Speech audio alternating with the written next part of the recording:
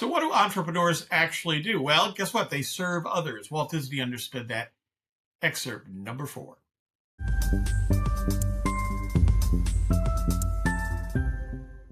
Hello, my friend. I'm Ray Keating, economist, novelist, and editor and publisher of DisneyBizJournal.substack.com.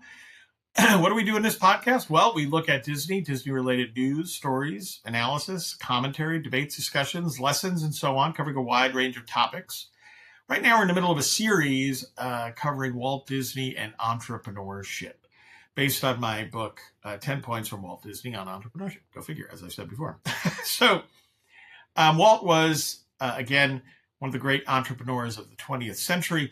In this book, I try to tap into his wisdom, covering a wide range of areas related to entrepreneurship. And then also, I actually tap into my own background and experience as an economist, focused largely on entrepreneurship and small business over the past 35 plus years, which is kind of crazy. So the series is, again, excerpts from the book, 10 Points from Walt Disney on Entrepreneurship. I hope it inspires people that are entrepreneurs or are thinking about becoming entrepreneurs. Walt Disney has that way of inspiring people. Also, I hope it inspires you to go grab the book and some other books of mine, for example, at raykeatingbooksandmore.com. So, as I've said before, I don't like reading on video, but again, these are book excerpts, and I think this works best to make the points. So let's get started. This portion of the book, this excerpt, addresses what do entrepreneurs do? Well, ultimately, to be a successful entrepreneur, you have to serve others. And I know a lot of people don't think of it that way, but that's the actual economic market realities of entrepreneurship. So let's tap into some of this excerpt. Walt Disney understood that free enterprise ultimately is about serving others. In his business, it was about providing entertainment.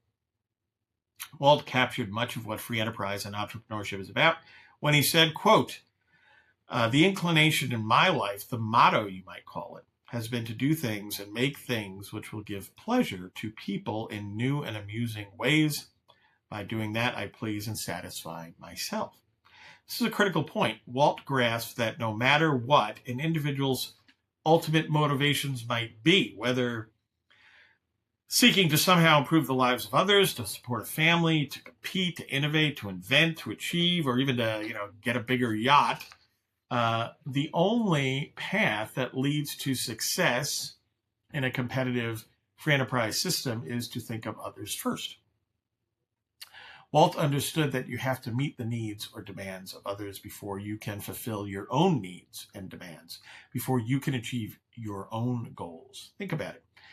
In order to succeed, an entrepreneur or a business must first meet existing demands in a competitive setting or create new demands through invention and innovation. The same goes for employees. That is, in order to earn a paycheck, a raise, a promotion, or to reach the C-suite, a person needs to meet the needs of the employer. Indeed, in each case, the entrepreneur, the business, the employee, success depends upon looking to others first.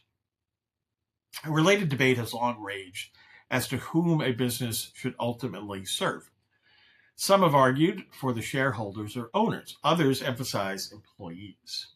Many say the customers. Of course, this is not an either or. Rather, it's a case of all of the above. Yes, the owners must be served via profits. After all, it's their business.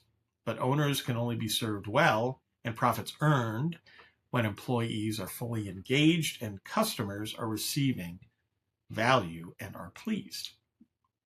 Profits come from quality products and customer service, which in turn are dependent upon well-treated employees.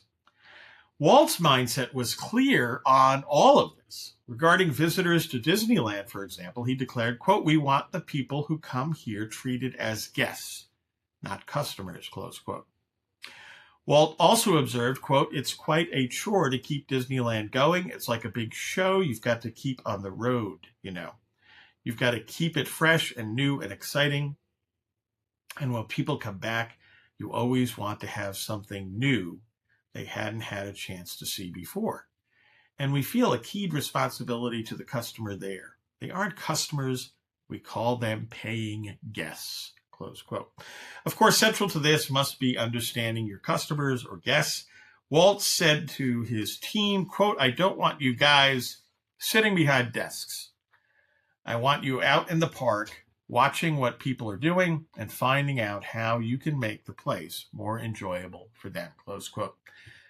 Walt got it, right? It's not owners versus employees versus customers. It's actually all together moving in the right direction in a successful business.